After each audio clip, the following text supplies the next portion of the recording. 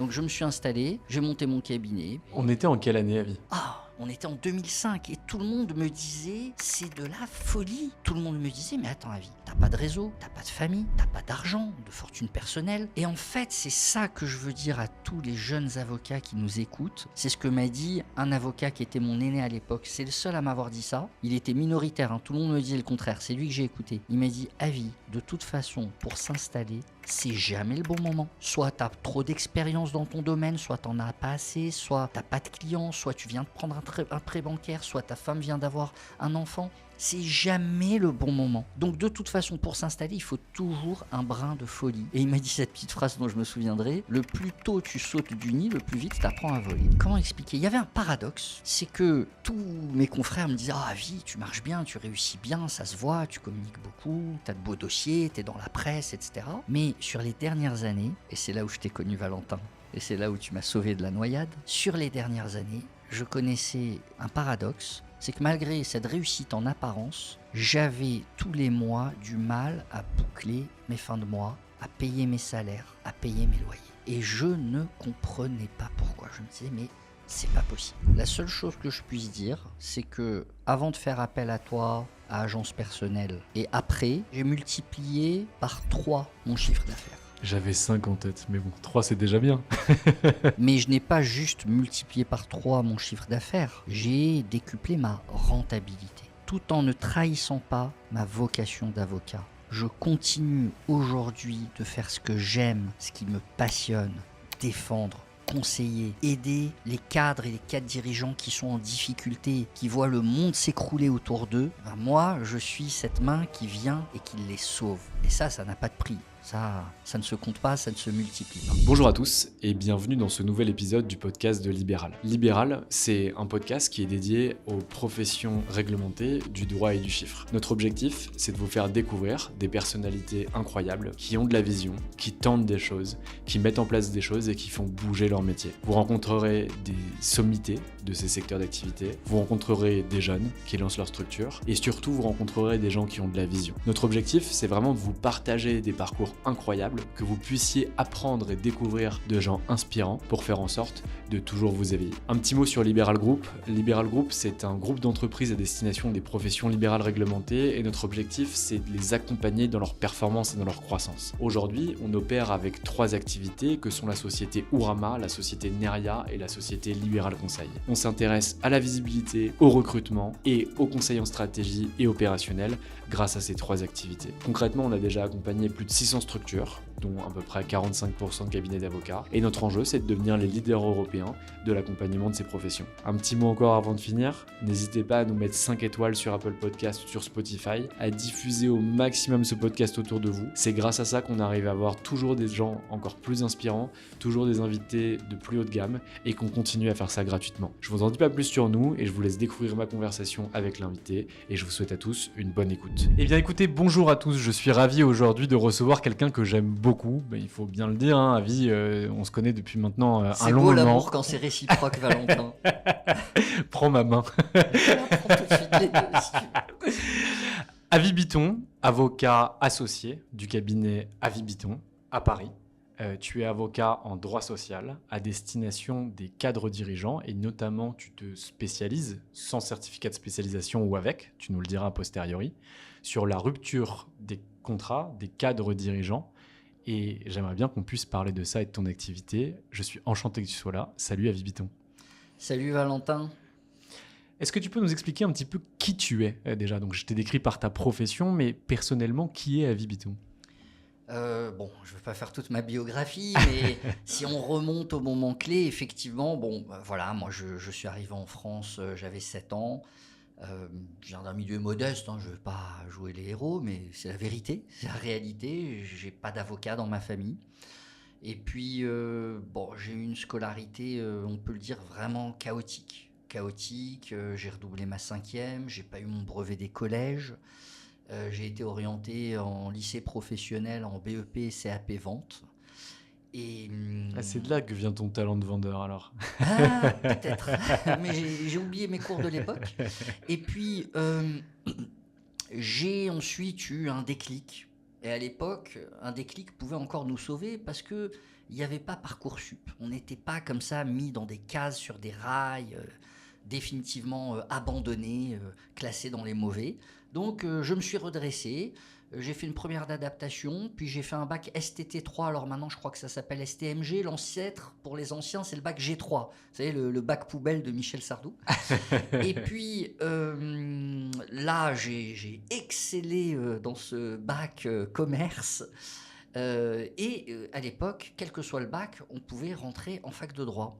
Donc je suis rentré en fac de droit, Paris 1, la Sorbonne, et là j'avais tellement peur de ne pas réussir, j'étais tellement effrayé par tous ces bacs scientifiques, littéraires, que j'ai travaillé avec acharnement. Et ben vous voulez une révélation, le travail, ça paye. Ça paye. Et le droit du travail aussi. Oui, ça paye différemment. Donc le travail, ça paye. Donc voilà, à l'époque c'était le DUG de droit en 2 ans. Je suis arrivé deuxième de ma promotion de 1200 étudiants. J'ai été sélectionné pour aller en magistère, qui est un peu une formation d'excellence.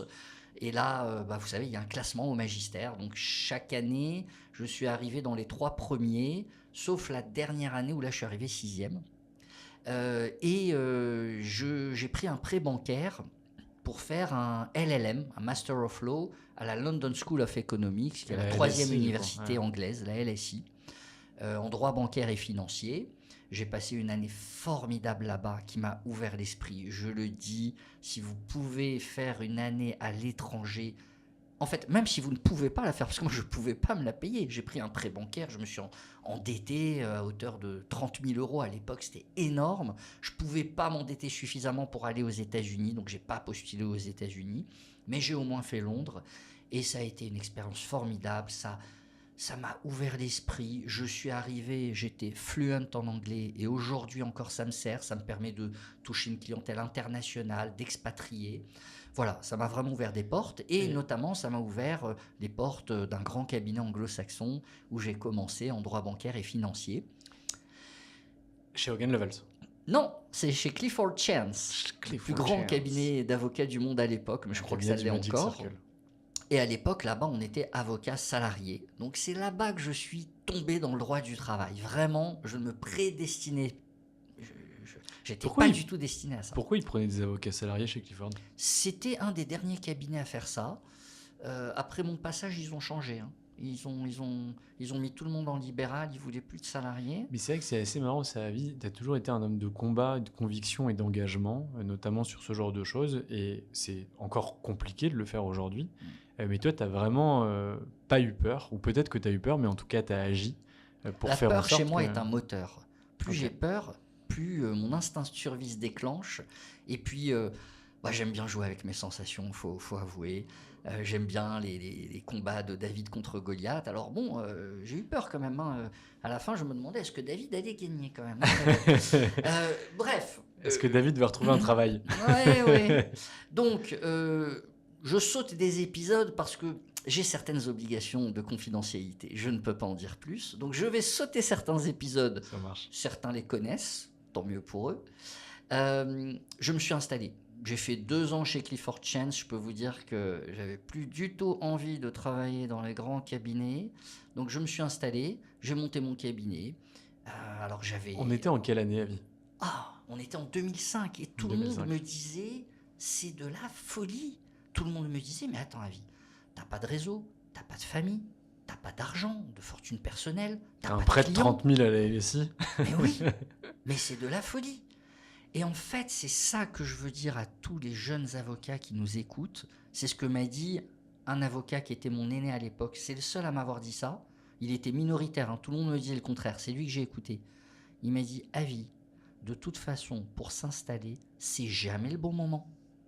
Soit tu as trop d'expérience dans ton domaine, soit tu n'en as pas assez, soit tu n'as pas de clients, soit tu viens de prendre un prêt bancaire, soit ta femme vient d'avoir un enfant. C'est jamais le bon moment. Donc de toute façon, pour s'installer, il faut toujours un brin de folie. Et il m'a dit cette petite phrase dont je me souviendrai, le plus tôt tu sautes du nid, le plus vite tu apprends à voler. Donc je me suis installé. Au début, j'étais seul, puis j'ai recruté un collaborateur, des stagiaires, puis j'ai recruté un collaborateur. Et chemin faisant, j'ai associé certains de mes collaborateurs qui sont encore là aujourd'hui. Je les remercie, je les embrasse. s'ils écoutent encore mes Tu peux- podcasts. tu Parce que peux même ma citer femme, les elle noms. m'écoute par mes vidéos, mes trucs. Attends, j'espère Ah que ta oui, femme, bien elle va quand même écouter mon podcast. Merde. Ça te fera... Ok, allez, ça te fera un abonné. Merci. Oui, mes associés, écoute, je les adore, c'est mes associés fidèles. Ils ont été avec moi dans la tempête, dans l'épreuve. Ouais. Et aujourd'hui, il faut le dire quand même un petit peu plus dans le succès. Ouais. Laetitia Lancione et Nelson de Oliveira. Voilà, je Et- vous embrasse. Et il faut dire que ton cabinet, il connaît un vrai tournant post-Covid. Enfin, tu peux peut-être nous parler des 15 Ouais. premières années, mais Ouais, moi, je trahis aucun secret à vie, Ouais, et tu ouais. me diras si tu veux en parler, mais ton cabinet, Alors. ça n'a pas toujours été rose, ça n'a pas toujours été successful. Tu as eu aussi des Ah oui. difficultés Ah oui. en business, quoi. Alors, comment vous expliquer? Comment expliquer cela? Pendant à peu près 15 ans, le cabinet était en croissance lente, mais il était en croissance. Donc, comme je le disais, voilà, j'ai embauché des avocats associés, des collaborateurs. À un moment donné, on était 8 avocats. Ce qui est déjà beau en droit du travail. Enfin, c'est pas anodin, quoi. Enfin, Oui, j'avais plusieurs activités à l'époque. Oui, ça, t'as J'avais du pénal, le droit du du dommage travail, corpo, le droit pénal, etc. Et puis,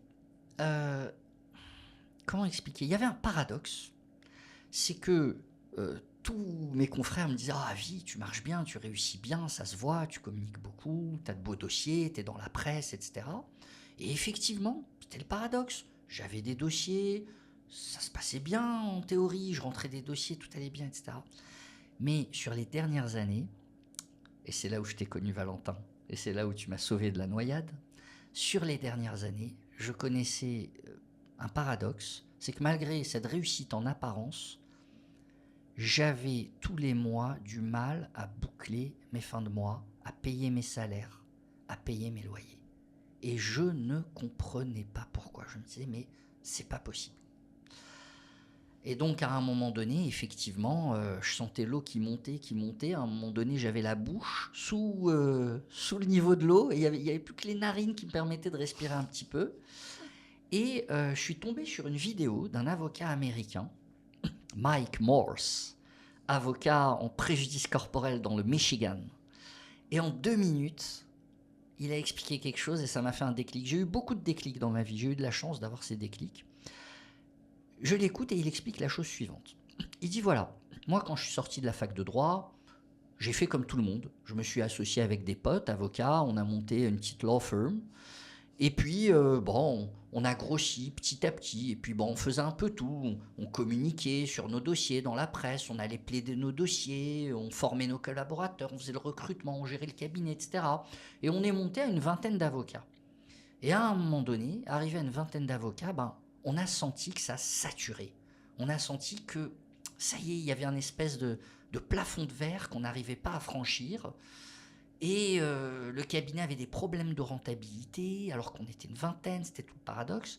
Et il dit, à un moment donné, j'ai fait appel à des business coachs, des consultants d'entreprise en business développement. Et il dit, ils sont venus, ils ont fait un audit, ils nous ont donné des conseils. Aujourd'hui, mon cabinet, c'est 127 avocats, le premier cabinet en préjudice corporel du Michigan, et on cartonne. Et il dit la chose suivante, alors ça va pas plaire à certains confrères qui nous écoutent, et je peux le comprendre, mais il y a une pilule rouge à avaler, il y a un état d'esprit à prendre. Il a dit, ces business coachs, ils ont transformé mon cabinet d'avocats, ma law firm, en entreprise, en business en anglais. Oh là, attention. Je ne vais pas me faire que des amis, mais bon, j'ai l'habitude. Et donc, toi, c'est le cheminement que tu as pris. Tu voyais qu'en fait... Quand j'ai vu cette vidéo, je me suis mis en recherche de business coach, de consultant pour développer mon cabinet d'avocat. Et je suis tombé sur toi, Valentin, et sur Libéral Conseil. Et j'ai fait exactement la même chose que ce que j'ai écouté dans la vidéo. Je vous ai mandaté pour faire un audit. Vous avez fait cet audit. Vous m'avez sorti un rapport de 15 pages. Je vais être honnête, quand j'ai lu le rapport, je me suis dit, vu le prix que j'ai payé, c'est cher payé la page. J'ai lu le rapport, je me suis dit, mais il n'y a rien d'extraordinaire, il n'y a rien de révolutionnaire dans ce rapport. Et puis en le relisant, je me suis dit, bah si quand même, ça je le fais pas, ce conseil-là je l'applique pas. Et donc je me suis dit, vu le prix où j'ai payé le rapport, je vais appliquer les conseils. Et j'ai appliqué tes recommandations. Je dois avouer qu'il y a aussi certains changements que j'ai opérés, notamment dans ma communication. J'ai pris une nouvelle agence vidéo à laquelle je veux aussi rendre hommage, qui est Agence Personnelle. Avec qui on a bossé. J'ai pris conseil auprès de Louis Gaillot, qui travaille avec toi chez Libéral Conseil et aussi chez Ourama, pour qu'il me donne des conseils sur mon site internet. Et en fait, c'est pas un alignement de planète, c'est pas le hasard, c'est ce que j'ai mis en place grâce à vous et grâce à Agence Personnelle, grâce à Libéral Conseil. Et ben, ça a complètement transformé mon activité. Est-ce que tu peux nous parler alors, des grandes masses, tu vois, pas des chiffres, je sais que tu n'aimes pas donner tes chiffres, etc. et je le comprends. Mais il boit de l'eau. Je parle de chiffres, il boit de l'eau. J'adore Ravi. J'éclaircis ma voix je gagne du temps. T'as raison, j'ai vu ça, la vidéo, ouais. Elle est incroyable. Je te parle de chiffres et tu prends le verre d'eau en mode ouais. La pilule va être dure. Tu faisais combien de chiffres d'affaires environ en 2020 ? Alors, effectivement, je vais être pudique vis-à-vis de mes clients, vis-à-vis de mes confrères. La seule chose que je puisse dire, c'est que avant de faire appel à toi, à Agence Personnelle, et après, j'ai multiplié par 3 mon chiffre d'affaires. J'avais 5 en tête, mais bon, 3 c'est déjà bien. Je l'ai multiplié par 3. Okay. Mais je n'ai pas juste multiplié par 3 mon chiffre d'affaires. J'ai décuplé ma rentabilité. Voilà. Tout en ne trahissant pas ma vocation d'avocat. Je continue aujourd'hui de faire ce que j'aime, ce qui me passionne, défendre, conseiller, aider les cadres et les cadres dirigeants qui sont en difficulté, qui voient le monde s'écrouler autour d'eux.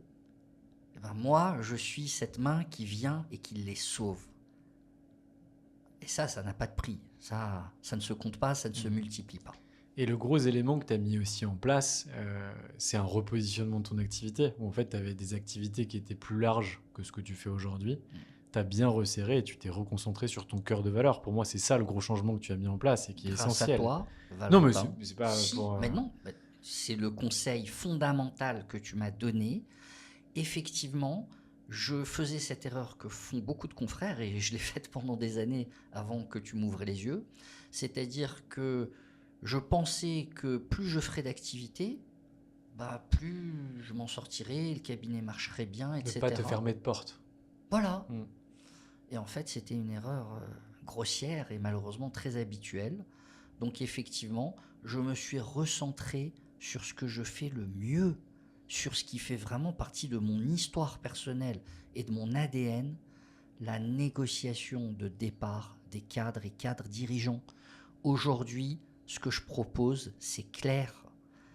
Négocier un départ à l'amiable, de la manière la plus avantageuse possible, en protégeant sa réputation professionnelle et sans en passer par une procédure longue et aléatoire. Voilà. Et c'est quoi un peu le flux de demandes que tu as de façon annuelle ? Parce qu'il y a une grosse stratégie de notoriété qui a été mise en place, qu'on a pensé ensemble. Je n'arrive plus à gérer les demandes, Valentin. Je vais avoir besoin de tes conseils à nouveau. Je les ai déjà sollicités. J'ai trop de demandes. Je passe mon temps à dire non. C'est-à-dire que les clients, aujourd'hui, pour avoir un rendez-vous, pour que je prenne leur dossier, ça devient compliqué. Alors j'ai recruté, j'ai déménagé, et j'ai pris des nouveaux locaux beaucoup plus grands à côté du Louvre et de la place Vendôme. Et je viens de recruter, c'est des créations de postes, 3 nouveaux avocats. Mais ça ne suffit pas, ça ne va pas suffire. Je vais bientôt recruter à nouveau. Voilà. Et il y a une modalité qui pourrait être de dire je vais recruter, donc pour avoir plus de cerveau et de bras pour prendre soin de mes clients et bien les traiter. Mais ça pourrait être aussi d'augmenter ses prix pour en réalité diminuer le nombre de contacts. Est-ce que ça, tu l'as déjà Je l'ai déjà fait. Je l'ai déjà fait sur tes conseils, mais je crois que là, je peux plus les augmenter. C'est plus possible. Ma première consultation est à 720 € et mon taux horaire est à 720 € TTC. Hein. Voilà. Ok. Oui, parce que du coup, tu t'adresses à des cadres dirigeants, donc tu parles en TTC. Oui. Et puis, bon, c'est des cadres dirigeants qui ont des salaires qui font que pour eux, c'est un café au comptoir, 720 €. Mais quand même. Oui, c'est un montant qui est extrêmement important. Et tu prends un success fee sur les négociations que tu réussis ? Évidemment, comme tous les avocats, je pense, en droit du travail, côté salarié, je prends un honoraire de résultat, effectivement, un pourcentage des sommes qu'on obtient. Donc, si tu ne me donnes pas volontairement le montant, c'est que tu le garderas pour toi ? Non, il est sur mon site internet, en toute transparence, c'est 20% hors taxe, c'est-à-dire 24% TTC. Je le dis en toute transparence. T'as bien raison. Mes honoraires, dans mon domaine d'activité, font partie des honoraires les plus élevés au barreau de Paris. Mais parce clairement. Alors, c'est ça que je veux faire entendre aux gens.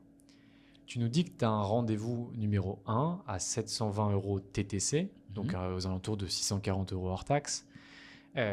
Tu dois prendre des provisions pour les diligences que tu dois mener, les rendez-vous que tu dois avoir, les négociations que tu dois faire. Et derrière, tu prends 24% de la TTC de la transaction. Imaginons que ce soit un cadre dirigeant qui a un package à 300 000 €. Ça veut dire que concrètement, il y a au moins 10-15 000 de provisions initiales. Et derrière, 24% sur un an de transaction, si c'est ce qu'on arrive à obtenir. Et ça veut dire qu'on est à 24% de 300 000, c'est-à-dire un peu moins de 60 000. Donc 55 000 plus 15 000, ça veut dire que cette personne te rapporte 70 000 €. Si on prend cet exemple-là, et je sais que tu n'as pas que des clients à 300 000. Non, mais c'est un exemple, c'est un exemple concret. Oui. Et donc, ce qui est intéressant dans tes propos, et c'est ce que j'aime faire comprendre aux avocats, et toi tu es venu ici pour transmettre, parce que c'est ça que tu aimes faire, c'est de dire, mais en fait, les gens pensent que plus ils sont chers, moins ils ont de demandes. La réalité, c'est que toi aujourd'hui, tu es l'un des plus chers dans ton activité, même, je le dis, le plus cher, et en fait, tu n'arrives pas à traiter la demande. La réalité, elle est complexe.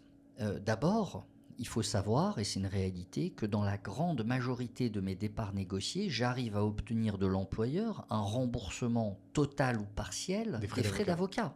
Et ça, je le dis au client au moment où il est en consultation et où je lui fais ma proposition. Et c'est la réalité. Donc, en réalité, si c'est remboursé par l'employeur dans le cadre de l'accord amiable, ça n'est plus un coût. Ensuite, je pense que les clients qui me désignent sentent, comprennent, c'est des gens éduqués, qui ont de l'expérience. Ils sentent qu'ils parlent à quelqu'un qui connaît son sujet et qui le maîtrise parfaitement sur le bout des doigts. Et c'est la réalité. Ça fait 22 ans que du matin au soir, je fais de la négociation de départ pour des cadres. Voilà. Après, quand je dis que la réalité est complexe, j'ai effectivement des clients que je reçois en consultation et qui ne me désignent pas. Est-ce que ce sont les honoraires qui posent problème ? Je ne sais pas. C'est difficile à dire. Mais de toute façon, j'ai remarqué qu'il y aura toujours une partie des cadres que je recevrai en rendez-vous qui ont un enjeu de 500, 600, peut-être 800 000 € de négociation et qui vont tout de même aller se dire « Oui, mais les honoraires, là, c'est trop cher, je pourrais payer 3 000 ou 5 000 ou même 10 000 € moins cher avec un autre avocat. » Est-ce que ce sont les bons calculs ? Si l'autre avocat leur obtient, comme moi, 800 000 €, tant mieux. Mais si par contre, si l'autre avocat leur obtient 300 ou 400 000 €, c'est-à-dire la moitié, bah c'est un très mauvais calcul. Ils auront économisé quelques milliers d'euros d'honoraires, mais ils auront perdu des centaines de milliers d'euros d'indemnités. Voilà. Alors moi, je suis comme les financiers. Je ne fais jamais de promesses à mes clients. Et les performances passées ne préjugent pas des performances à venir. Mais quand même, quand on a mon track records, quand on a des condamnations que j'ai obtenues, contre des grandes entreprises, des grands groupes sur des sujets aussi sensibles que le harcèlement moral. J'ai réussi à faire condamner des sociétés du groupe LVMH, Natixis pour discrimination raciale avec la SNCF, pour harcèlement moral, qui d'autres j'ai fait, j'oublie les noms. Eiffage, le groupe Eiffage. Non, L'Oréal, c'était pas pour harcèlement moral. Je les ai fait condamner pour licenciement abusif. Mais voilà, bon, je veux dire, très bien, il faut quand même avoir aussi son tableau de chasse. Clairement. Et donc ça, c'est un vrai avantage concurrentiel. Et je trouve que tu as quelque chose, moi, qui me plaît beaucoup et que je trouve très intelligente dans ton approche. C'est que tu n'as pas une approche qui est purement juridique. Tu as une approche qui est vraiment centrée sur l'intérêt du client, qui est de pouvoir sortir de l'entreprise, lorsque c'est son intérêt, et de pouvoir toucher un chèque et que ça puisse bien se passer. Et en fait, le fait que tu aies déjà des tracks dans la presse, que tu utilises, sans mauvais sens du terme, la presse ou les médias pour faire pencher d'un côté ou de l'autre l'opinion du public ou l'opinion de la personne que tu as en face de toi, j'ai toujours trouvé ça formidable. Ça, c'est inné, c'est instinctif. Comment ça s'est fait ? C'est fondamental dans une négociation. Aujourd'hui, une grande entreprise, si elle a face à elle un avocat qui lui dit attention, je vais vous attaquer au prud'homme. L'entreprise se dit bon bah puisque mon risque c'est des prud'hommes, je vais calculer, je vais voir le barème Macron, combien je risque, bon bah voilà, et puis je donne quelque chose un peu en dessous. Et puis s'il négocie pas, ben rendez-vous dans 2 ans, je fais une provision comptable. Si au contraire, la grande entreprise cotée en bourse qui craint pour sa réputation a face à elle un avocat qui est tous les 15 jours dans la presse, qui est ultra viral sur les réseaux sociaux. Aujourd'hui, les entreprises ont peur aussi des réseaux sociaux. Bien sûr. À ce moment-là, l'entreprise va raisonner différemment. Elle va plus dire mon risque, c'est 6 mois de salaire au prud'homme. Elle va se dire mon risque, c'est un article dans la presse qui peut déclencher un scandale, qui peut libérer la parole d'anciens salariés qui se sont tus jusqu'ici, qui peut avoir un impact sur mon cours de bourse, qui peut avoir un impact très négatif sur mon recrutement sur les 10 prochaines années, parce qu'un article, ça reste dans la presse pendant 10 ans. Voilà. Et aujourd'hui, du coup, comment tu vis ta vie entre le métier d'avocat et je vais l'utiliser parce que c'est le cas, sans être au mauvais sens du terme, mais ta vie d'influenceur. Parce que tu es influenceur au service de ton métier et de ton activité, mais je suppose que ça a généré, dans un premier temps, des railleries de la part de certains de tes confrères. Ah oui, évidemment. De l'admiration. Avocat sur TikTok et sur YouTube. Exactement. De l'admiration d'autres et peut-être aujourd'hui de la jalousie de certains. Comment tu gères ça au quotidien ? À partir du moment... moi, j'ai été un des premiers avocats à aller sur Internet, à communiquer sur Internet. Et effectivement, y a ces vieux réflexes, mais non, mais la publicité, c'est interdit pour les avocats. Ça n'a jamais été interdit pour les avocats. C'est réglementé. Ça n'a jamais été interdit, c'est juste réglementé. Donc oui, effectivement, à partir du moment où vous innovez dans votre communication, y a toujours des grincheux, des mauvais coucheurs, peut-être des jaloux, qui vont aller faire un signalement à l'ordre. Alors parfois, j'ai été convoqué à l'ordre. La lettre commençait par « L'attention de l'ordre a été attirée sur votre publication ». Donc moi, la première question que je leur posais, je dirais « Mais qui a attiré votre attention ? Qui est-ce qui vous a écrit ?» En plus, dans la Alors procédure... l'ordre ne vous dit pas. Ah, d'accord. Ah non, tu es pas obligé dans une procédure disciplinaire. Non, ok. Alors, c'est pas des procédures disciplinaires, c'est ils saisissent, c'est une commission de déontologie, la commission de publicité, etc. Et on vous donne pas le nom du délateur. On vous le donne pas. Dommage. Oui. Je lui aurais bien fait sa publicité aussi. Tu sais qui c'est ? Non. Non, ok. Ça m'intéresse pas. Ouais. Je dirais, moi, j'ai d'autres objectifs dans la vie. Et justement, ça, c'est pas lourd au quotidien, en fait, de devoir se prêter finalement à toutes ces vidéos, parce que tu dois recevoir aussi plein de messages sur les réseaux. Moi, je vois, tu vois, par exemple, sur LinkedIn, j'ai 25 000 abonnés. Je dois recevoir une dizaine de messages par jour. Et toi, tu en as 500 000 sur TikTok. Ouais. Et comment tu fais pour répondre aux gens ? Est-ce qu'il y a des trucs intéressants qui arrivent par là ou pas ? Moi, j'ai suivi tes conseils, Valentin, qui m'ont fait gagner en moyenne 2 heures par jour, c'est-à-dire 10 heures par semaine, c'est-à-dire 40 heures par mois, c'est-à-dire 400 à 500 heures par an. Donc en gros, tu m'as fait gagner 2 à 3 mois de travail avec un conseil que tu m'as donné. Avant, je faisais comme tous les avocats, c'est-à-dire que pour me contacter sur mon site internet, il y avait le téléphone et l'adresse mail. Et je passais un temps fou, et mon équipe passait un temps fou et une énergie folle à répondre ou à appeler les clients qui nous contactaient et à devoir leur poser toutes les questions pour savoir à la fin, au bout de 10-15 minutes, si oui ou non, ils étaient éligibles, si on pouvait les prendre. Et évidemment, sur 10-20 appels dans la journée, il y en avait à la fin que 3 ou 4 à qui on proposait un rendez-vous. Sauf qu'on avait brûlé 1h30, 2 heures avec tous les autres. Donc le conseil que tu m'as donné, qui est un conseil simple, pas révolutionnaire, mais de génie, tu m'as dit, mets en place un questionnaire, pas juste un formulaire où mettre leur nom et puis après un pavé, un questionnaire, c'est-à-dire que toutes les questions que je leur posais avant par téléphone ou par email, maintenant en fait c'est eux qui font le travail, ils remplissent le questionnaire et moi je reçois un email où j'ai toutes les informations et où en un coup d'œil, je sais si oui ou non je rappelle la personne. Et quand je vais la rappeler, je ne vais pas passer 15 minutes avec elle, je vais passer 5 minutes avec elle parce que j'ai déjà toutes les informations. Voilà. Et on doit aller d'ailleurs au-delà de ça, c'est les premières bases de la segmentation de clientèle intégrée à un CRM pour que derrière tu puisses te concentrer sur les clients à plus haute valeur ajoutée et que tu puisses faire monter tes associés et tes collaborateurs sur d'autres clients, mais on ne va pas traiter de ces sujets-là maintenant. Effectivement. L'enjeu pour le cabinet à Vibiton, dans 5 ans, c'est quoi? Donc aujourd'hui, tu as une très grande réussite. Okay. Gérer la croissance. Et ça, je te l'ai dit, ça c'est un conseil que je t'ai donné, mais que pour l'instant...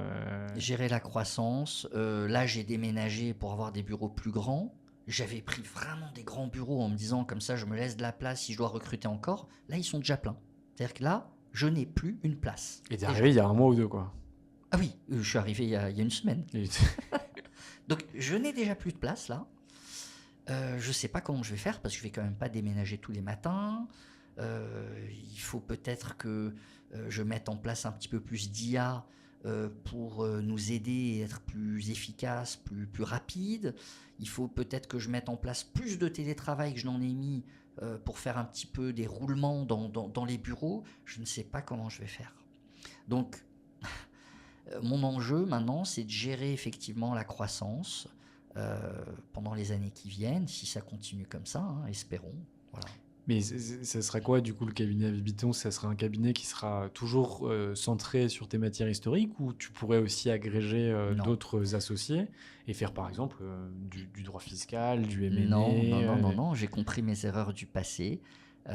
J'aspire à devenir, certains disent que je le suis déjà, mais je ne le prétends pas, j'aspire à devenir le premier cabinet français de conseil aux cadres et cadres dirigeants pour leur négociation de départ.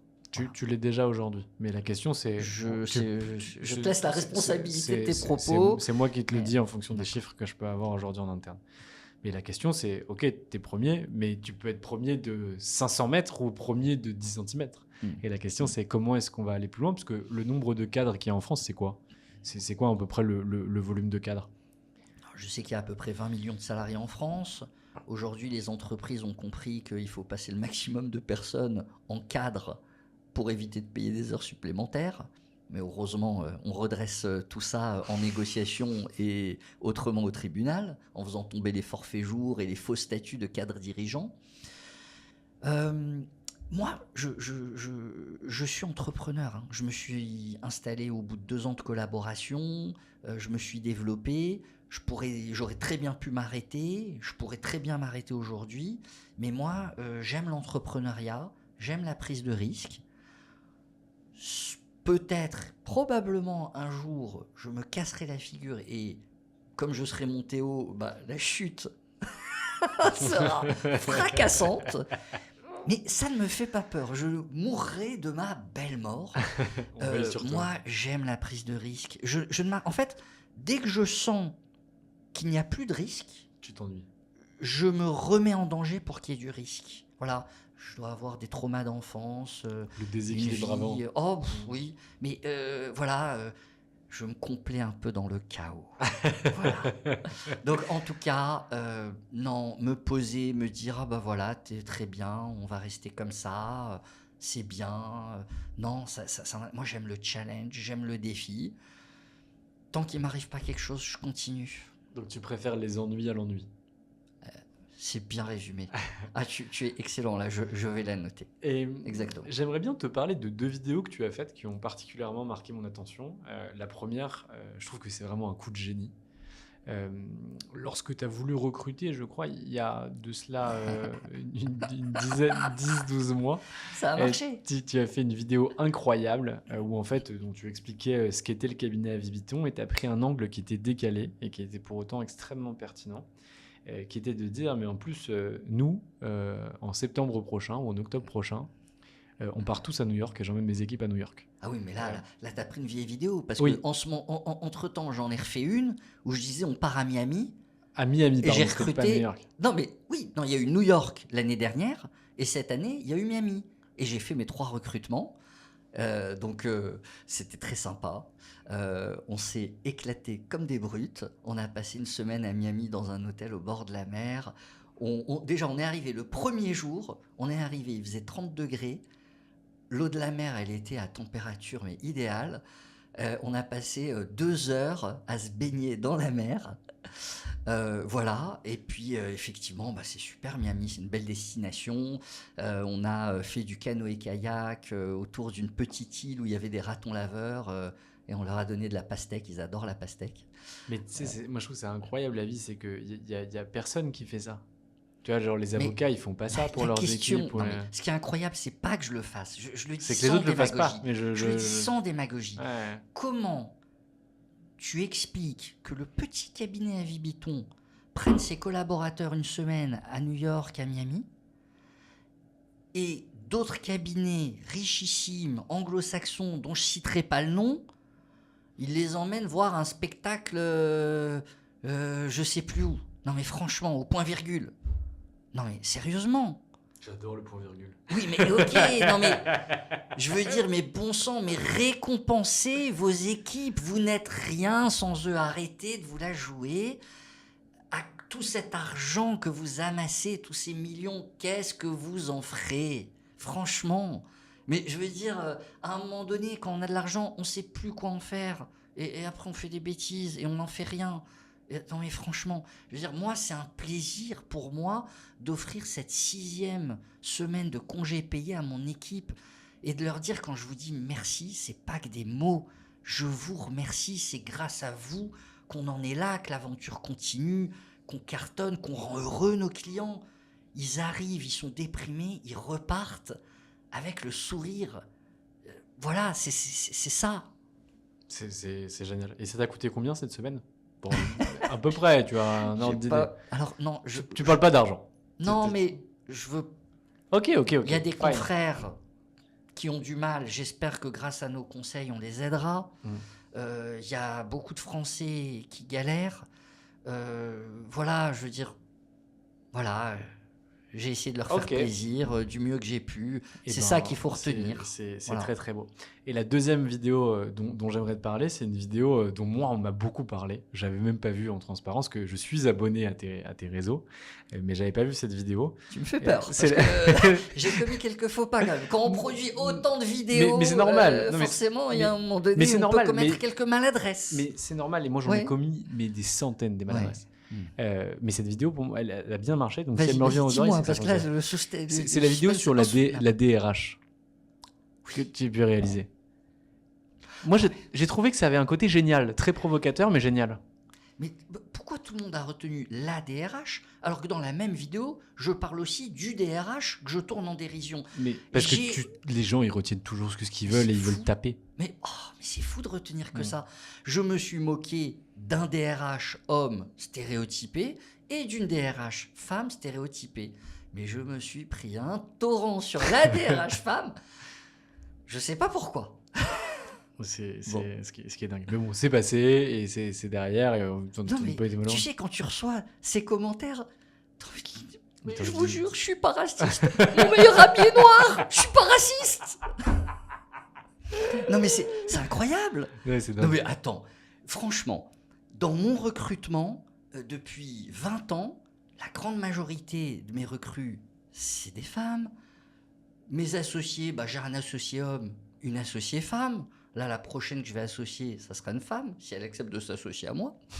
Je veux dire, qu'est-ce que j'ai fait? Ouais, je comprends. Ouais. Si tu avais un conseil à donner aux jeunes, ou d'ailleurs même aux moins jeunes, aux avocats qui ont envie d'avoir le succès que toi tu peux avoir, ça serait quoi? Tu m'as aidé là-dessus aussi. Tu as levé une barrière mentale que j'avais.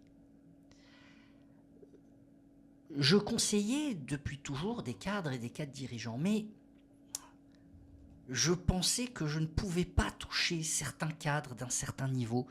Je ne croyais pas en moi. Alors je sais que c'est une banalité. Je sais qu'on l'entend dans toutes les vidéos d'influenceurs, de coachs. Croyez en vous, les limites c'est dans la tête, c'est normal que vous ayez des échecs, faut se relever. Mais peut-être que si on le répète autant, C'est parce que c'est vrai. c'est peut-être que c'est vrai. Hein.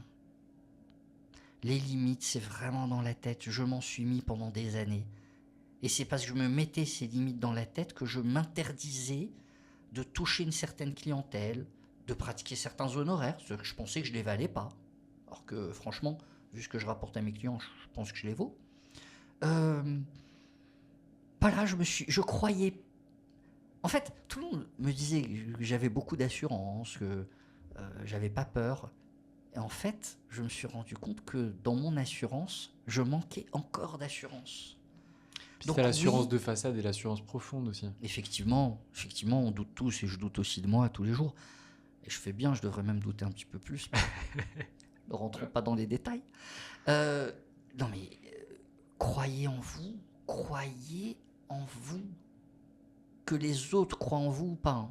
Parce que moi, on donnait pas cher de mon avenir, que ce soit au collège, le nombre de profs.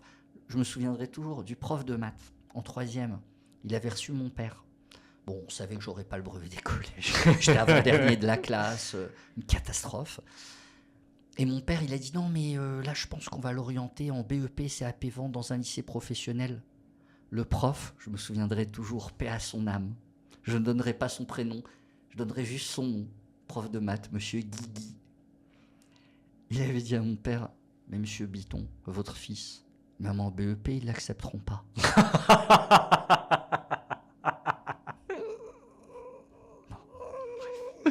Ton pauvre père. Ah, le pauvre, il a souffert. Hein. Franchement, là, Mais... s'il écoute ce podcast, papa, je te rends hommage. Mais il a dû être fier. T'es un père formidable. Ah non, il n'a pas toujours été fier, hein, crois-moi. Mais maintenant, il doit l'être. Oui, maintenant, il l'a un petit peu trop. Hein. Dès qu'il rencontre quelqu'un, mon fils est avocat. Ça fait 20 ans, 22 ans maintenant que je suis avocat, papa. Arrête, les premières années, on comprend. Voilà, t'es excité, t'es heureux, mais arrête, papa. Enfin, bon. Mais j'espère qu'il te dit oui, mais le chemin n'était pas gagné. Oui, il le sait que le chemin n'était pas gagné. Hein. Non, il a souffert, le pauvre, il a souffert. Écoute, on va finir sur une note positive. On va faire un gros bisou à ton papa et à tous les gens qui ont pu nous écouter. Merci à Vie de t'être prêté à l'exercice. Merci à toi. Je m'as sais fait que... beaucoup parler, mais... beaucoup trop. Non, mais franchement, c'était un super moment. Et comme ça, les gens te verront tel que je te vois. Parce que c'est ça qui est important aussi pour moi dans ce podcast. Il n'y a pas de montage, il n'y a pas de coupure, il n'y a pas de choses comme ça, il n'y a pas de questions préparées. Tu n'as pas eu de questions avant. Non. Et ce qui est intéressant, c'est que là, on te voit tel que je te vois au quotidien. C'est-à-dire que ce n'est pas les vidéos short que tu peux réaliser. Ce n'est pas un podcast préparé comme tu as déjà pu en faire, où tu as des questions au préalable. Ce n'est pas récité, ce n'est pas vrai, mais tu connais ta partition. Là, tu ne connais pas ta partition. Ah là, c'était en live et total. C'est ça que j'aime. Merci, Avi. Je te dis à très vite. Merci, Valentin. Merci Salut, à toi. ciao.